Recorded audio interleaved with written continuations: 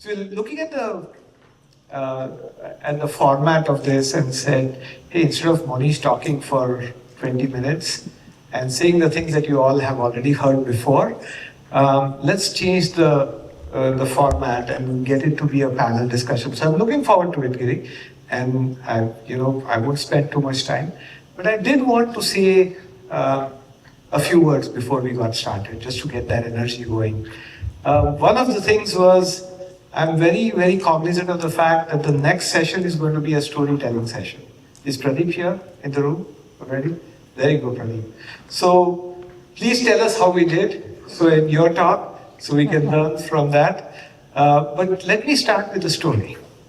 And the reason I want to tell this story is that you must have been bored out of your minds hearing about what AI is doing to the world. Like each and every other video on YouTube, every other reel on Instagram is talking about AI. And I don't want to be the 3,331st person to talk about AI again. So let me start with a story.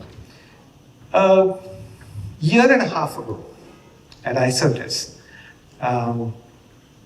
we said, let's do a small strategy session and let's figure out what people think the state of CLM, which is contract lifecycle management, which is the business we are in, will be because of AI in the next 5 years. Okay, and so we said we'll do this for a day. Everybody will come prepared. We were about 15 people in the room, and we said everybody will come prepared. We have views, and we'll go through the views. There'll be some slides, but mostly brainstorming in terms of what people think. What was interesting about this was that half the room said CLM was going to completely change in the next 5 years. Like, it wouldn't be what it is today. It would completely change because of AI, ground up. And what customers would buy would be very different than what we were selling today. That was half the room. Half the room said that, you know what, it's a lot of hype right now. It really doesn't work in the enterprise context. And again, we have only enterprise customers, so I'm thinking not B2C, not ChatGPT, but Microsoft Copilot, which, if you know the story, has been quite involved. It's been so involved that last week Satya said, hey, I'm going to hand this off to Judson Althoff as Chief Commercial Officer. I'm not going to be running the company from a sales perspective, and I'm going to focus on the technology.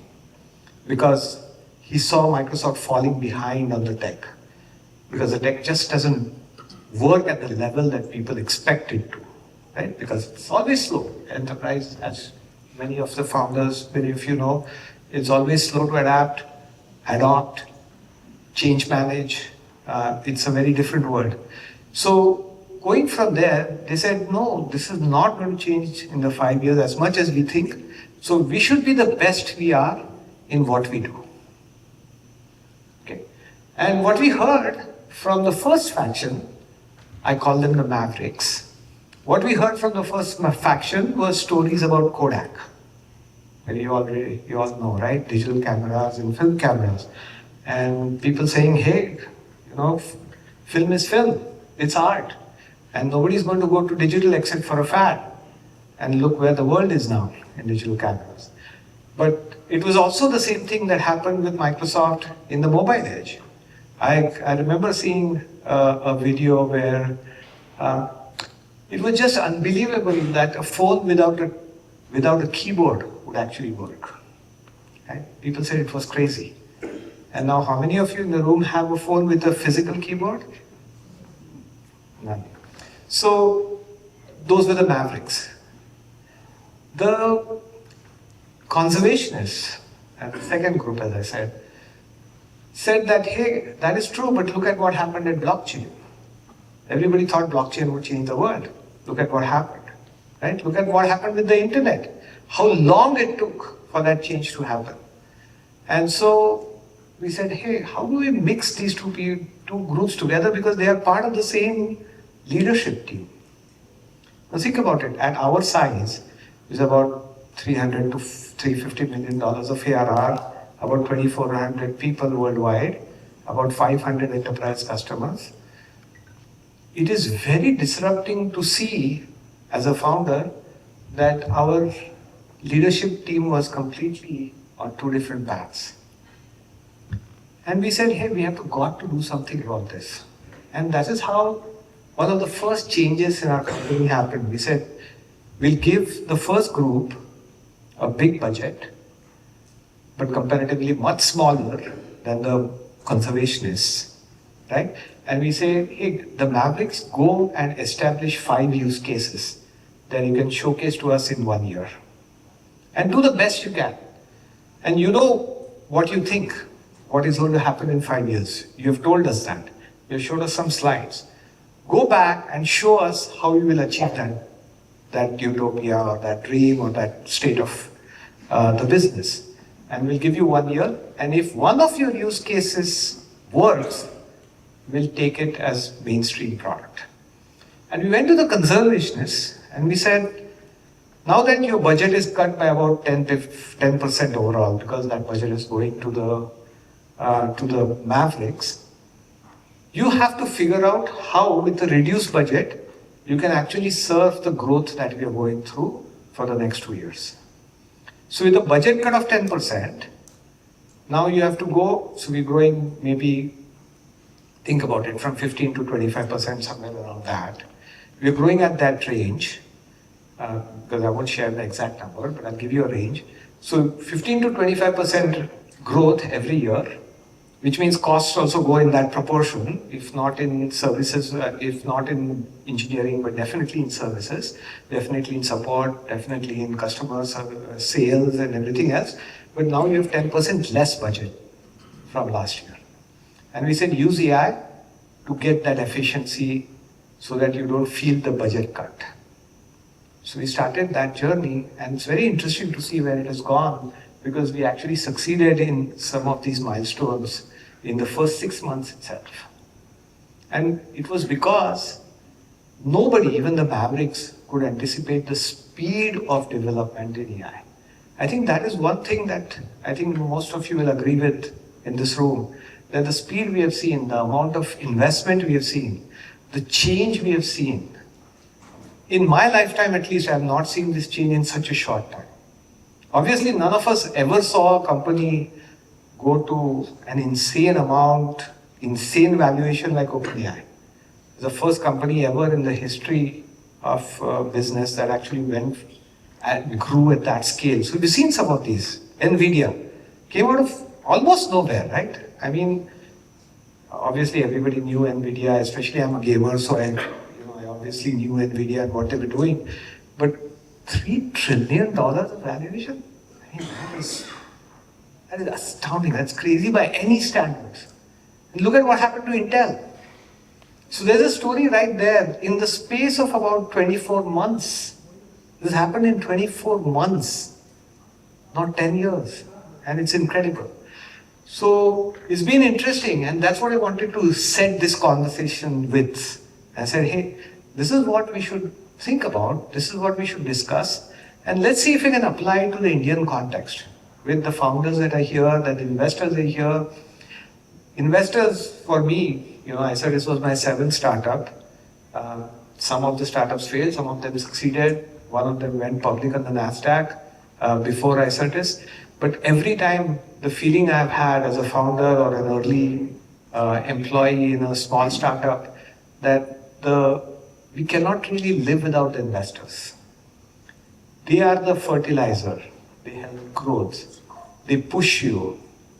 They make you cognizant of the fact that you're responsible, not just for yourself, but for others.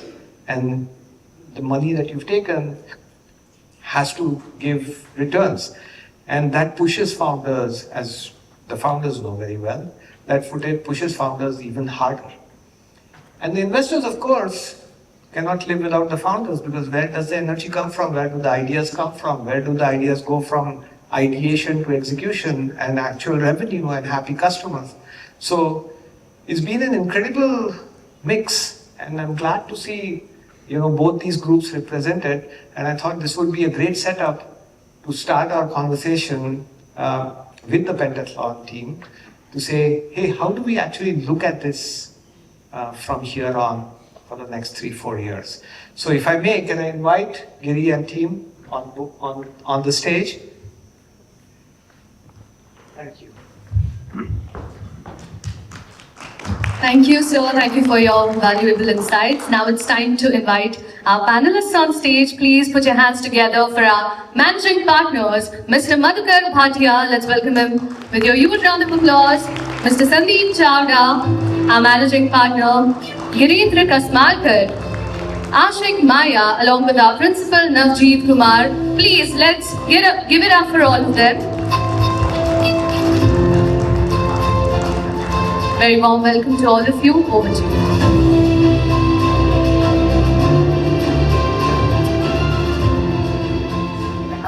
Yes.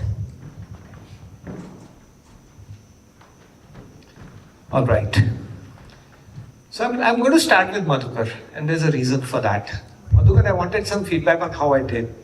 Well, that was very, very, very nice. There's no doubt. So, you know, if the world is changing, we're seeing so much change happen all over the place.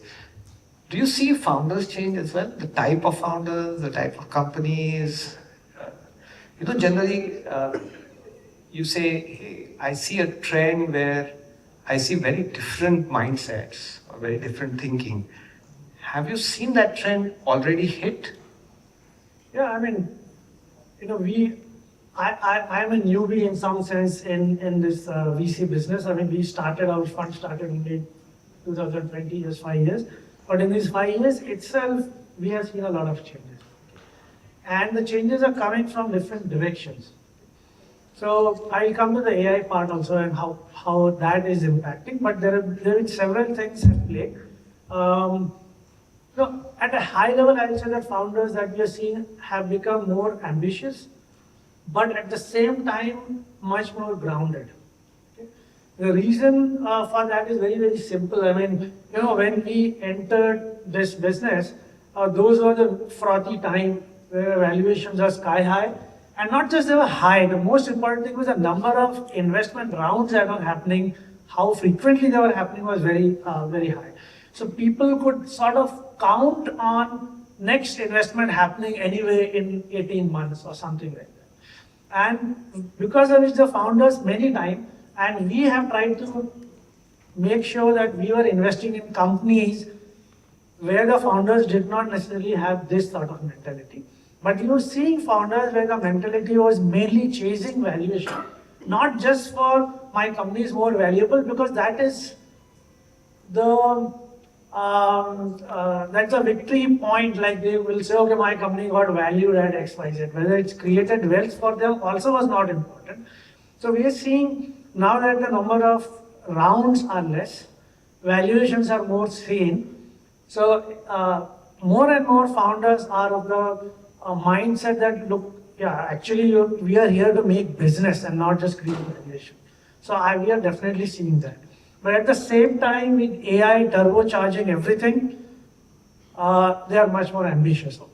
Because they think they can actually build much bigger business much faster. So that is a change that we are definitely seeing. Do you see the change also? One is the thinking, right? One that changes that, hey, because the markets are very different, because you know money is not now as easy as it was 2-3 years ago. Do you also see the change in the constituent, the age, maybe the backgrounds of the founders that you see nowadays? Yeah. So again, we see a change there as well, little bit more maturity. In fact, age-wise also. Actually, we were seeing a trend, and there is a bit of disruption in that trend. I'll just talk about that in a minute. But just like anything else, when it starts maturing, like the startup ecosystem is also maturing. So that itself also is bringing that maturity. That is one thing. Second thing is now we have many more in the companies that we have invested in, as well as the companies that we're seeing. There are many more repeat founders than we were seeing earlier. Okay? Not necessarily people with successful exits, but people who have tried to build a company. Many times, in fact, more often than not, it is a founder who tried to build a company earlier but did not succeed. But that's a big, big positive that we see, because they have gone through the grind, they have seen that. So we are seeing slight change in the age groups, like improvement in really having much more deeper domain knowledge. But at the same time, like you talk about that AI frenzy, this is again bringing back some of those old things. And I'm not saying they will not be successful, but we're again beginning to see some very young founders just out of college have a great idea about what I can do with AI and so on. So we're again beginning to see some of that, but by and large, more mature, more seasoned founders. That is interesting because we are seeing this trend internally at iCertis as well, that the younger generation is actually bringing a lot of different thinking overall, but it's the seasoned people, the people who have been around for a while and who've seen the domain, actually consolidating those ideas so that they can be executed. So it's a very interesting thing, I'm very hopeful where this is going. This trend is actually making the foundations more solid. We hope so. That is very interesting. Sandeep, where do you see the movement? Which areas do you see the most funding, for example? Which areas are the most exciting for you folks? How's that evolving in general for you? So, first of all, let me add to what Madhukar said. I would say that these are very good times to be an investor or a VC. That 4 years ago, there was a time when there was a startup and we asked that person, hey, can you send us your financial data? The person didn't even revert, saying, hey, I have 2 other VCs lined up. So either you take it or you leave it. Why do you ask for financial data? And we are like, what business are we in?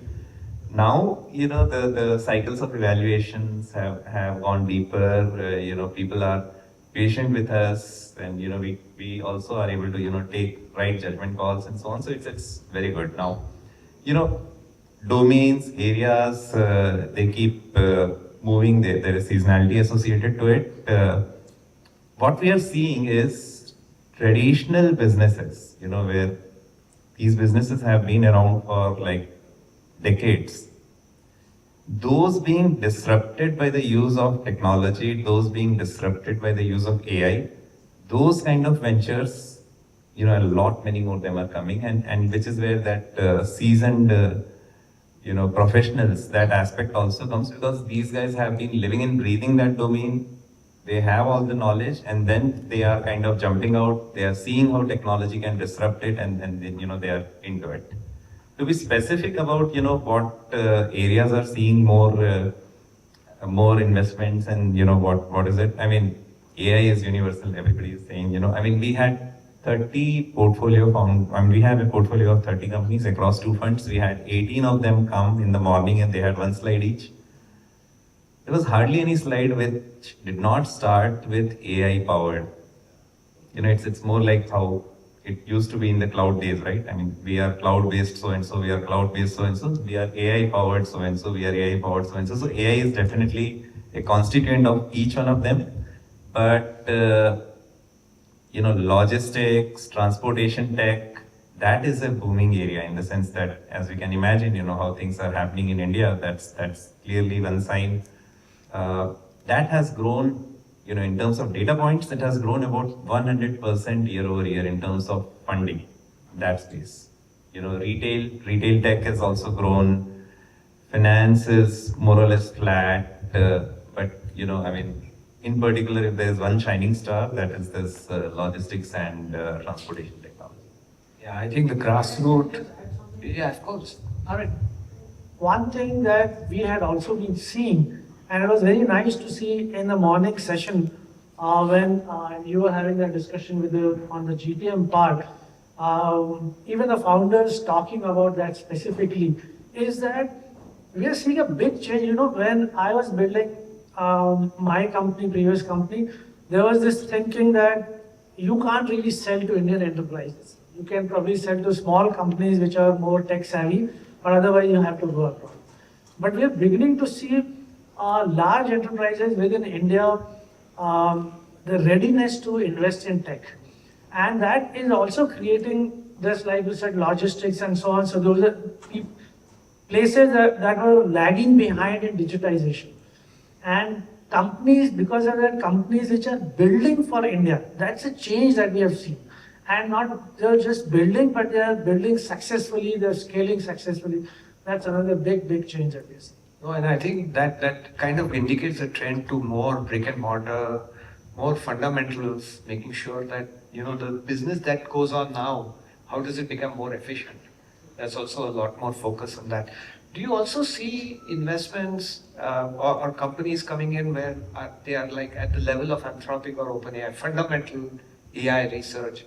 Is that trend in India yet? Because that's one of the things, and I'm representing the founder ecosystem on this panel, right, to a certain extent. Is that trend something that you would find interesting as investors as well? I mean, different investors have different choices. I mean, we have purposefully picked up our choices of not looking at companies which are building the brick and mortar for the AI business, but which are applying AI to disrupt conventional businesses. So that's more of applied AI, which as investors we are picking on. Either of these bets, they will have their pros and cons. It's just the choice we have. No, absolutely. And it's interesting for me because I think there's an opportunity here for India in general in terms of, we have the skill set, we have the numbers, we have the people. Interestingly, we also have the data. Much more accessible than the Chinese, for example, to a certain extent. Of course, a lot more governed than Chinese data, but still a lot more accessible. And that means, and it's also very unique because Indian commerce, etc., flows very differently, right? In general, the consumer is very different as well. So there could be some opportunities here, which I see are very, very conducive to India as an environment.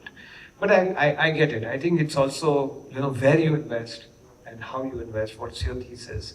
And this is also interesting on the other side. Of course, pure research in AI needs a lot more money, which is also Exactly. So, the size of the fund, all those things matter. Absolutely. You mentioned GTM. I think I'd love to ask Ashok this. What trends are you seeing in GTM? Generally exits, how are founders thinking about exits? How are you thinking about exits? What's the interesting change you're seeing with these situations? Got it. So I think there are two questions there. One is about the GTM and the other about the exits, right? From a GTM standpoint, I think we went through an exercise recently where we asked all, I was visiting the Middle East for fundraise, and there, we were talking to some partners, so we had solicited interest from our portfolio companies who might be interested. And even more broadly, so there's the Middle East, and then I'm based out of New Jersey, I live out there, also for the US market. What I would say is, it's definitely, in terms of chasing the money, it's thought is in everyone's mind, go west. But what I would, that being said, is a few words of caution, or rather drawing from my experience. One is, excuse my French, don't do it in a half-assed manner. If you're looking at it, you got to commit to it, and then budget for plan for a bunch of other things. The second thing I would say is before you try, get your assets together. Assets meaning things like you do the collaterals, get the database, you know who your target audience is, do you have to make some change in the product to do that, so get those things together. The third thing I would say is, to borrow from Sunil Karbanda from Trezec, ask people, the way colorfully he worded it was, hum to besharam hai, hum puchenge. So, tap into your network, talk to people don't be shy, it's the first phone call doesn't work, make another phone call. And then finally, I would say that, well, the US is definitely much more expensive than India. The Middle East, if you're looking at that market, falls somewhere in between.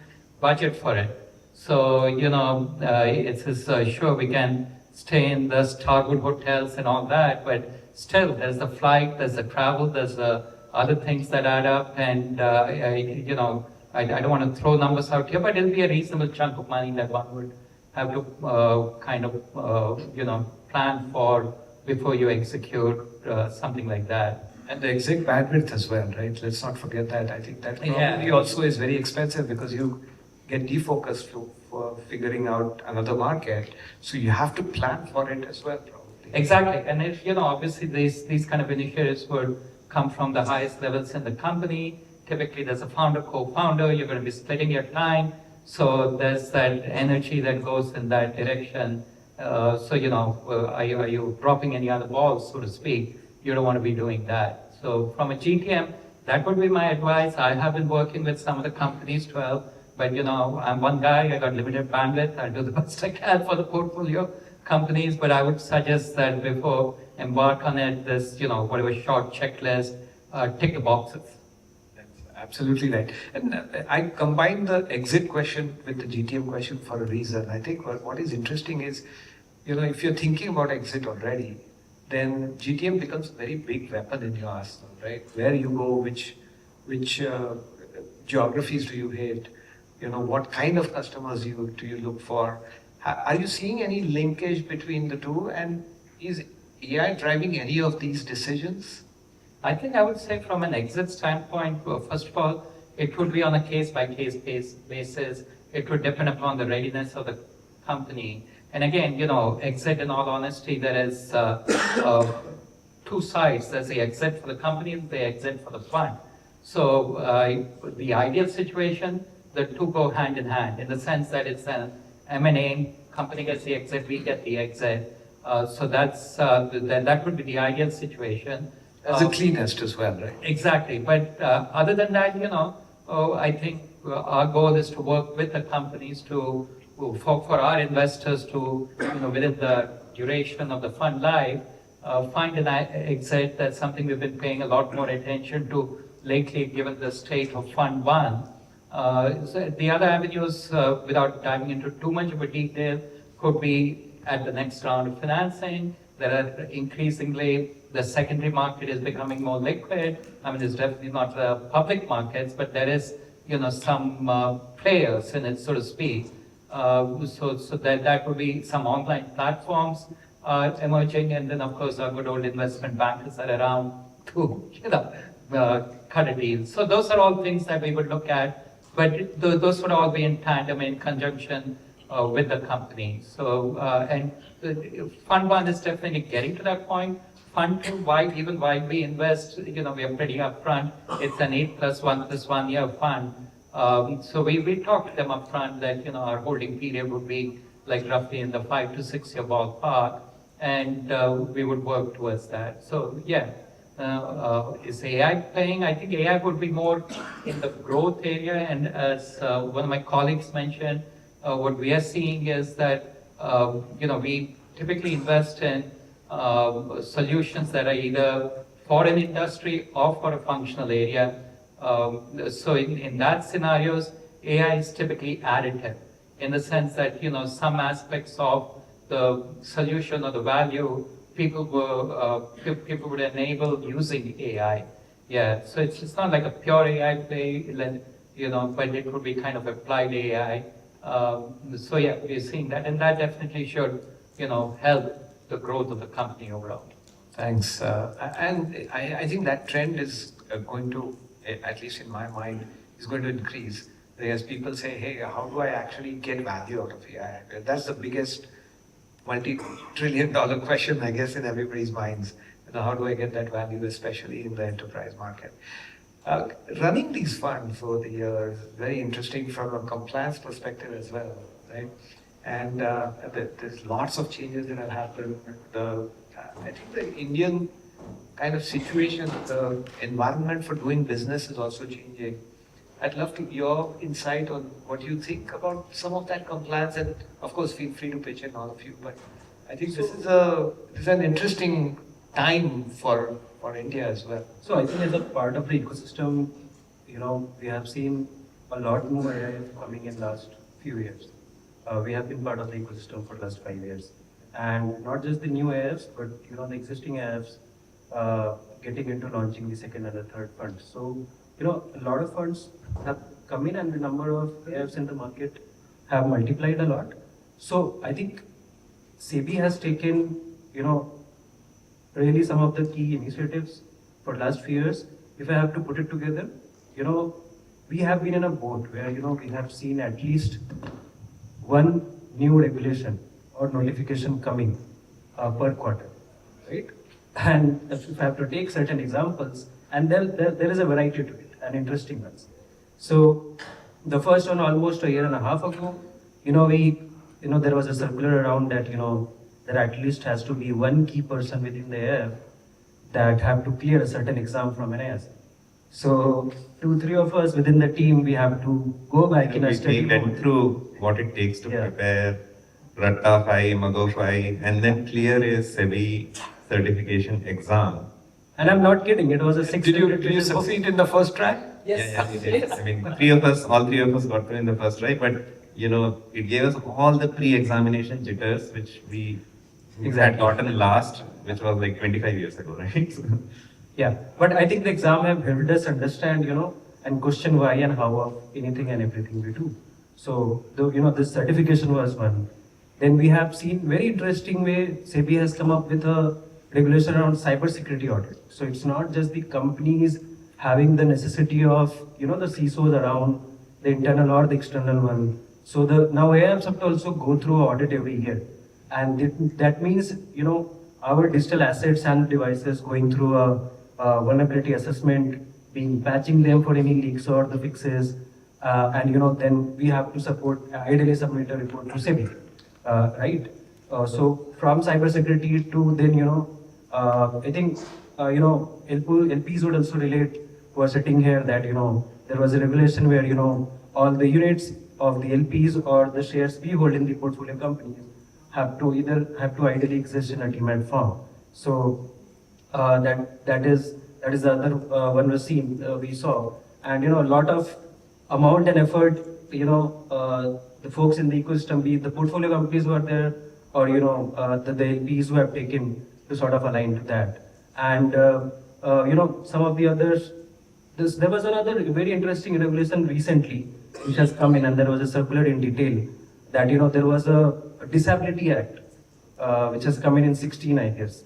And so there was recently a circular for AIFs where our digital assets needs to be aligned with the aspects being embedded that the LPs who the existing under the prospects when they interact with any of our digital aspect, it could be any portal which our LPs are using, or let's say the website where some of the prospect LPs could come and explore, needs to have those elements of disability embedded in those digital assets. So, I think Accessibility. yeah, accessibility is what we are referring to.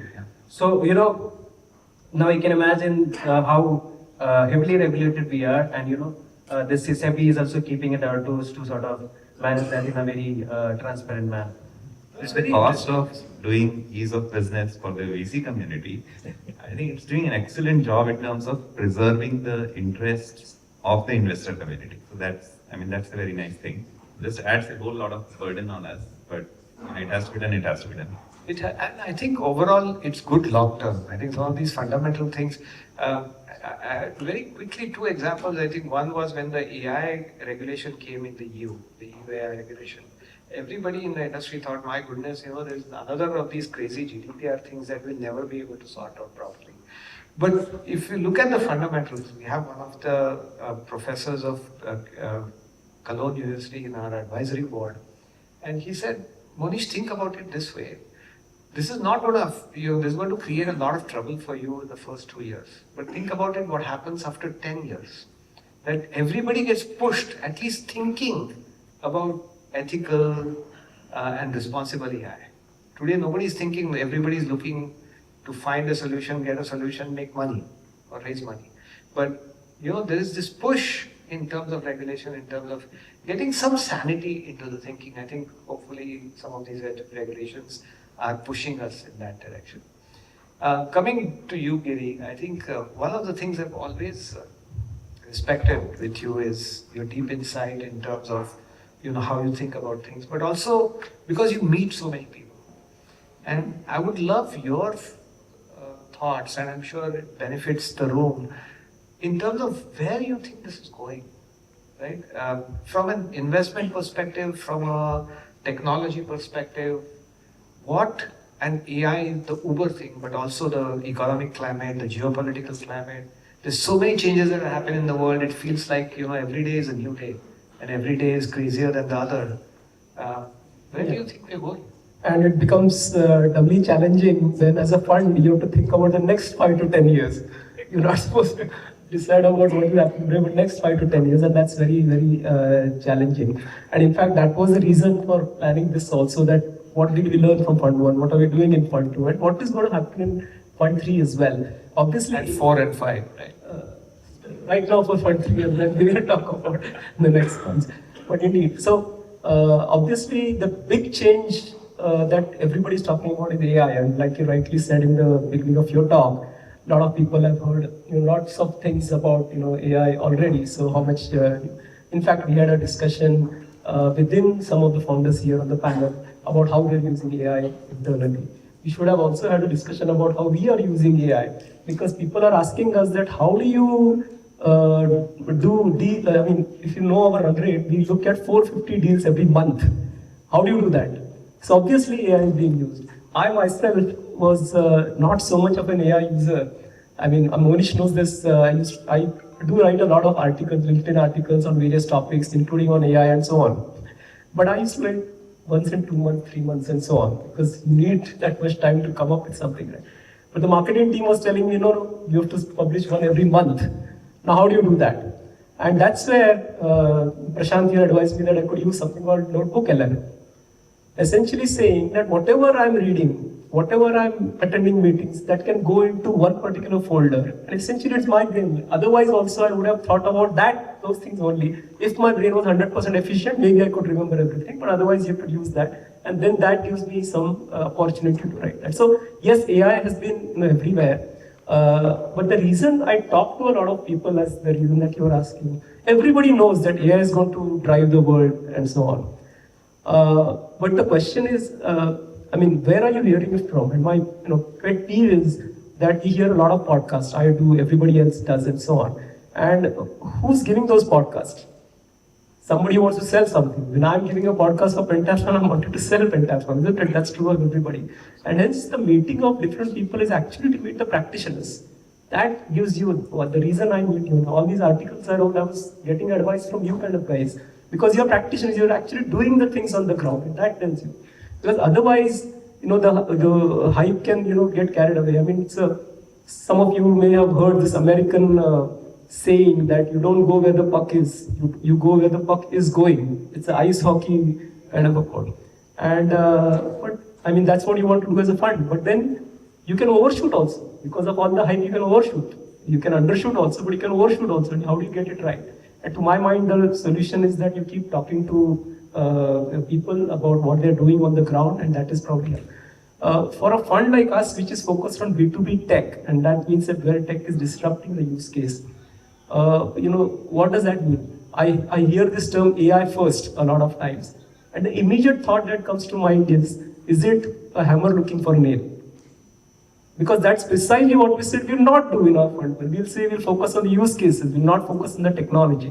So maybe you have gathered that I'm a little bit of a contrarian in terms of going with the hype of AI, because ultimately AI is ultimately going to rule the world. But is it going to happen in 1 year or 3 years or 5 years? Could be a life and death question for a fund like us. If the same thing happens in 1 year, it's a different story. If the same thing takes 10 years, it's a completely different story. You're one of the conservationists. No, so what I said earlier, and that's why I keep talking to people like Monish, is that you keep talking to people. That's why tells you what's going to happen. So that's the view on AI that we have. That obviously AI is going to change the world, but we are focused on the use cases, because a lot of time the question is, what are your companies going to do with that? And if they are B2B use case focused companies, then they have to worry less about, they have to adapt to the technology, but they have to worry less about the technology changes, but worry mostly be the champion of that particular use case, and that's what will make them succeed. So that is what we are focusing on. Of course, there are lots of challenges. You mentioned OpenAI, which raised 40 billion in March, the valuation of 300 billion. You talked about NVIDIA. The valuation is like India's GDP, maybe more. So, we cannot talk about these kind of companies. We are focusing on our companies, and we felt that the moat that our companies will have is basically their use case knowledge, their domain knowledge, and they're applying the technology correctly to it. Now, whether this holds, that's what we feel is the moat. I mean, not all the founders that you see here are experts in their field. They know their domain better than anybody else, and they can use technology. That is what we are focusing on, rather than the brick and mortar, the infrastructure of AI that we didn't do that, as we said. So if we stick to that, then hopefully, that's the right way. And again, watching it very closely, because things change, as you know. Tomorrow, this is always a risk that even the large company wipe out our startups. And hence we said, focus to your domain, that's your mode. Now we hear that there are some of these large companies who are focusing on vertical AI. Can they get into vertical AI? So nobody knows the future, but we have to keep watching this space by talking to the practitioners, what's actually happening on the ground. And as to the Harik's point earlier, where is the value that you're creating? If that is being created, then that is the only moat, really speaking, that you have. And that is what requires talking to a lot of people. No, and I think that's a very good point. Again, as a representative of the founders of this panel, I would say for each of you founders in the room, I think talking to people and keeping your pulse, hand on the pulse or finger on the pulse is absolutely critical, because you don't know where the disruption is going to come from. And it may not come for the next 3 years, who knows, but it might come tomorrow. And there's one interesting thing that happened 2 weeks ago, which from where I come from the iCertis point of view, was very interesting. OpenAI announced something called DocuGPT. And they said, hey, you upload a contract and we'll tell you all about the contract. Okay. They made that announcement, they had a demo and a webcast. And DocuSign does digital signatures, but it also does CLM, or contract lifecycle management. It lost $1.2 billion of value overnight, right? Because it was it came from, an unexpected direction. Nobody thought about OpenAI being a competitor in this space. We're thinking, hey, this is infrastructure, this is the AI infrastructure company. But this is going to come.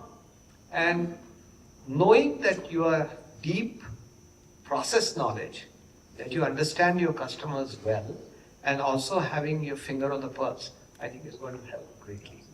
I have one question and we'll wrap up. We have maybe 2 minutes. The one question for all of you. I think, I was listening to a short from the CEO of Y Combinator. And he said, we are not looking for companies who say that we have the technology to help, and again, I'll take an example from my field, to help law firms do their business better, right? We're looking at companies who say we will start the law firm, which is actually based fundamentally in AI. And it's a question to the whole panel, anybody who wants to pitch in. What do you think? Is this what we're going to see in the next 2-3 years? Or earlier, or maybe never? I would say this is very, very possible. The first thing we would look at is, what is the background of the founders who are saying we will do this, right? I mean, I think technology is going to become so very accessible to anybody and everybody. That's lesser of the problem, and this disruptive thinking is 100% thumbs up. But what does it take to make it successful, and do the founders have that? That is actually very true. I think your question is pretty much what Harik talked about for earlier today. So, whoever changes the y-axis on the it has a good chance of disrupting and emerging as the, finally,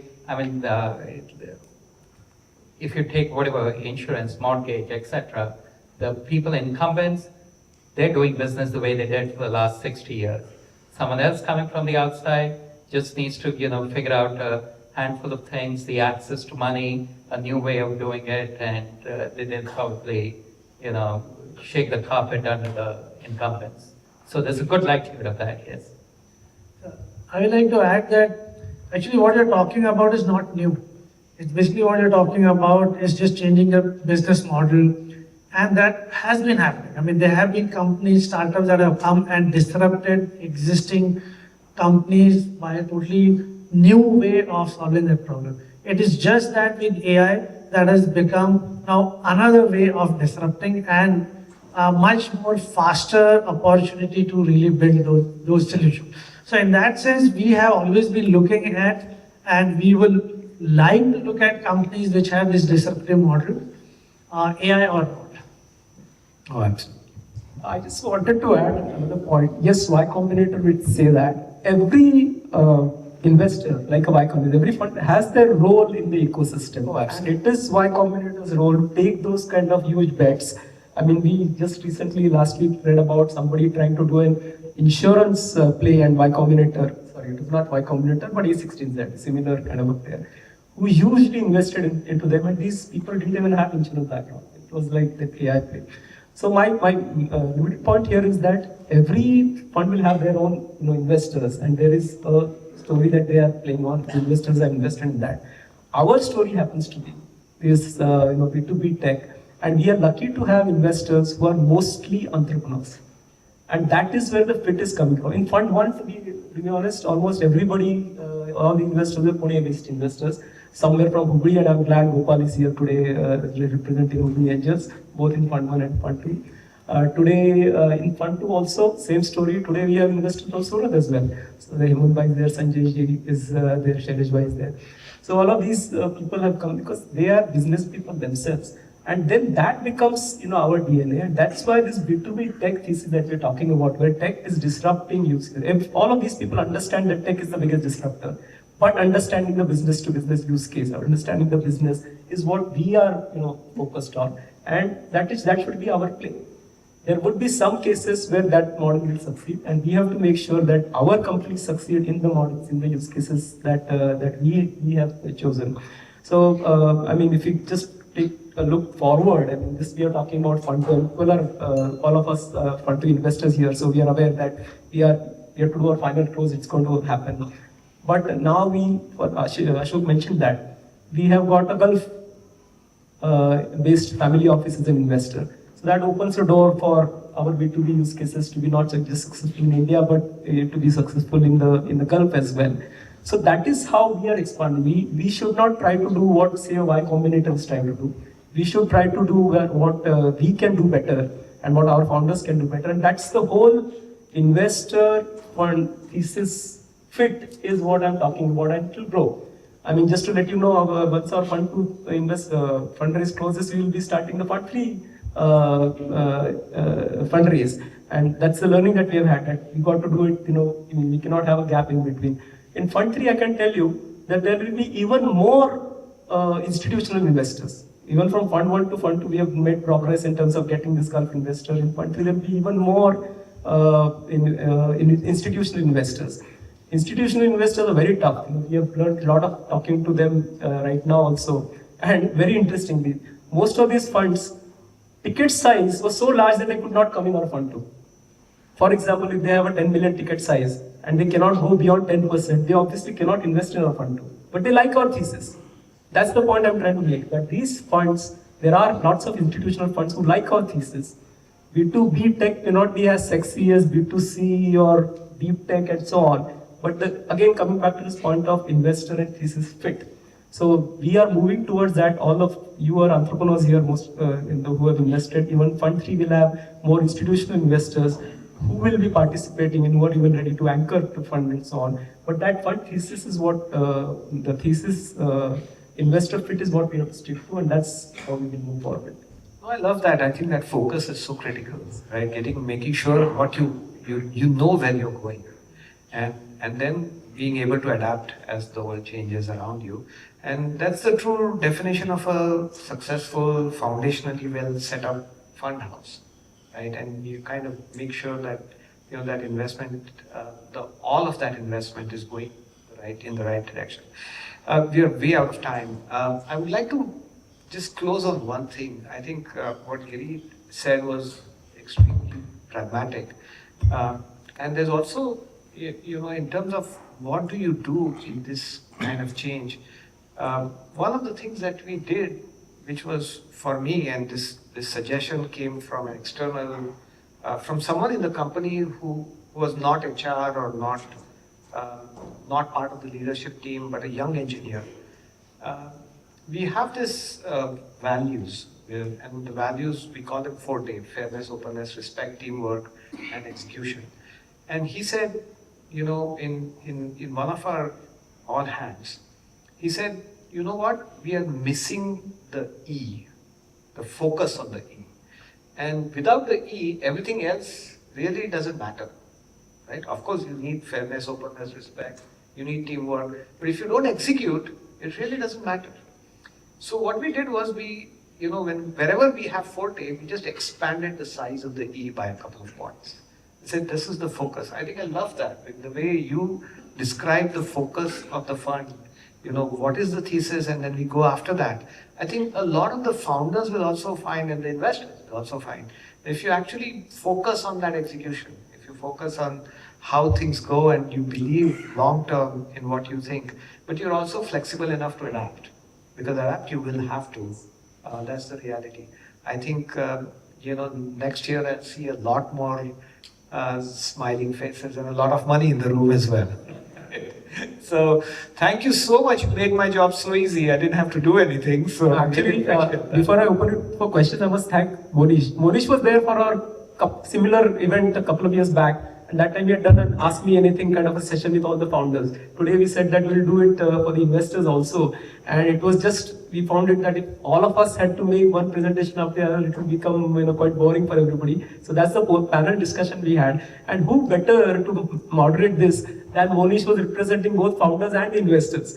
And the sport that he is, everybody knows Monish for his iCertis and so on, but he has been a pillar of the startup ecosystem in Pune. And when we were the first B2B fund out of Pune, obviously he came in and helped. He's on our IC investment committee. So thanks for being a sport and being the moderator for this panel discussion. No, thank you. As always, I enjoy this. Any questions?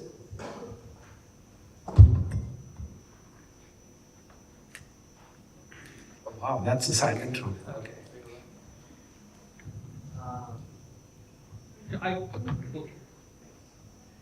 So some of these companies like Replit and some general workflow companies, we have seen Xavier's like so many years back, but Replit coming and completely making revenues of tens of millions of dollars in the first year itself. And they are also applying things to businesses, existing businesses. They are not being a company to. So here the support that they have, or the support Indian ecosystem have, is there any difference that we are seeing in the adoption, or should we go US first in the GTM, or should we sell in India first? It's from a speed perspective. How should the founders think? It's a B2B tech applied to other companies, which is a fit for Pentathlon. From a GTM perspective, should we do India first and try to do it? And if we do India first, if we get let's say a few $1 million in the beginning, the valuation, will the US investor say that no, you're India focused, or is it the tariff issues that are going to prevent? Should we raise the money in India first? Otherwise, the US investors say that hey, you need to be in our backyard. So should we focus GTM in US first? So how much to raise from an execution perspective? We have to raise enough if I have to do GTM in US. If I have to GTM in India, there are like say 10-15 cities I have to focus on. So it's a complicated question. How do you, what do you suggest? If I may? Yeah. So because I've actually gone through this many times before, I think there is no answer to this question except for the founders. I think there are two reasons for that. I think one is every business is different. Every capability and personality of the founders and the team, the execution team is different, and every market is different, right? So, there is nothing that fits, one thing that fits all, one answer to this question that fits all. But the way to evaluate in my mind, I'll let people who are much better than me at this answer that in detail. But I think the basic stuff is, hey, do you have the bandwidth? Right? And when you raise money, how many founders are here who said, I want $10 million, they went to the first investor and the investor wrote a check? Anybody in the room? The first investor you met wrote the check without asking you anything? No, right? You had to prove when you said you wanted 10 million, you probably got 2 million in the first round. And even if you got to 10 million, it took, you thought you would get it in 15 days, it probably took 6 months, right?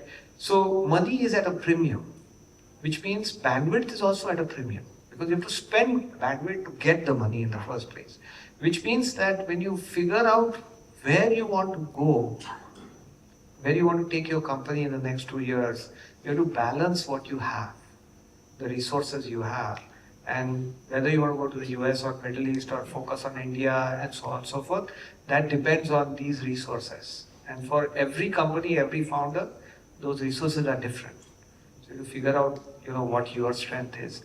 At the end of the day, it's the value you bring to customers. Investors will back something that they think will make them money, right? Which is opportunity, execution, and of course the size of the opportunity and the market, right? Most of them are the three kind of, and execution I also mean product market fit and everything else in between, right? So we have three of them. Every investor in the world is looking for a company that can do that, that can prove they can do that. So if you have the proof, everything else is maybe a little bit secondary. I think from the fund standpoint, there are 2-3 different things. We obviously, given what we do, we have a fund objective. Just like a mutual fund has a fund objective, large cap investing or whatever. We have the B2B in the seed stage for tech and SaaS. And one of the benchmarks that we have drawn is companies need to have revenues of at least 100,000 before we begin to evaluate them. So we have that, but I hear you. I was in Dubai last week and spent some time in Abu Dhabi also. And that lady, Mira Murati, right? You're talking like raising, billions of dollars. So, and she doesn't even have a company.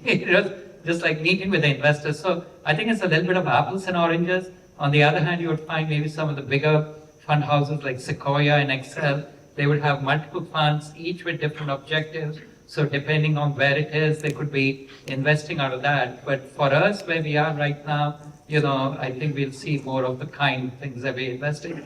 That being said, we do like if companies already have an active,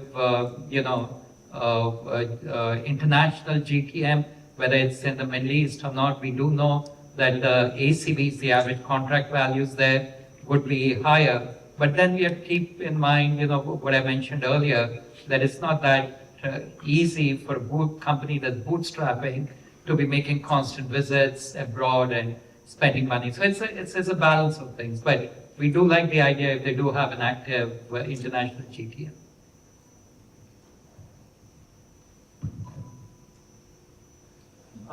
So considering what Giri said, you are going through filtering a lot of new ideas every month.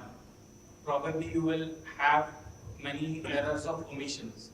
But after you have shortlisted and all of you are present at different locations, you are reading different things, you have bring in your own perspective. How do you synthesize all that in shortlisting where to invest?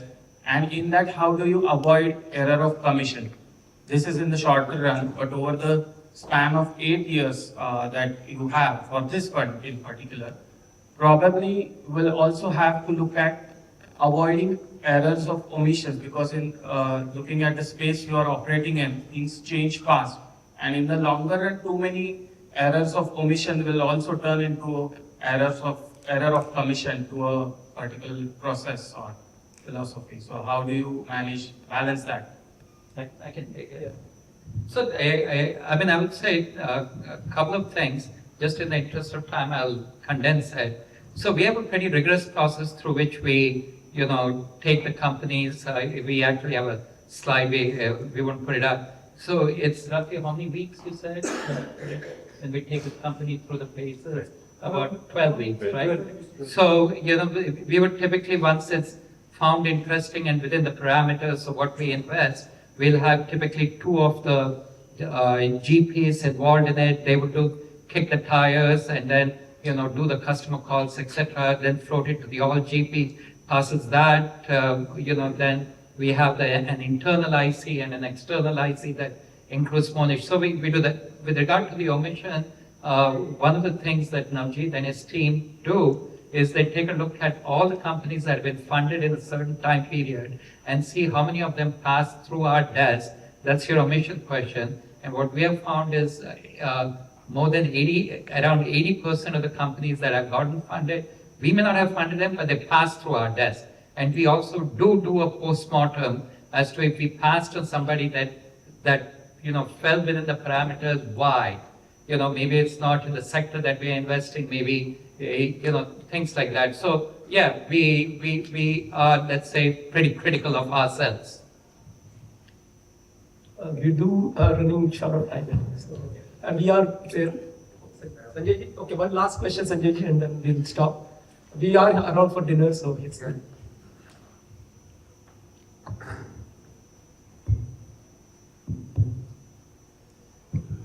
hearing out the good stories around, but at the meantime, considering that antithesis on AI, considering the inflection point of currency crypto conversion, geopolitical equation, belief systems, traditional asset class on almost all-time high, deglobalization, where the country used that Visa as MasterCard, pseudo-war of narratives around, true lies around, benchmarks are one at the backdrops, and people talking about 50 Shades of Grey.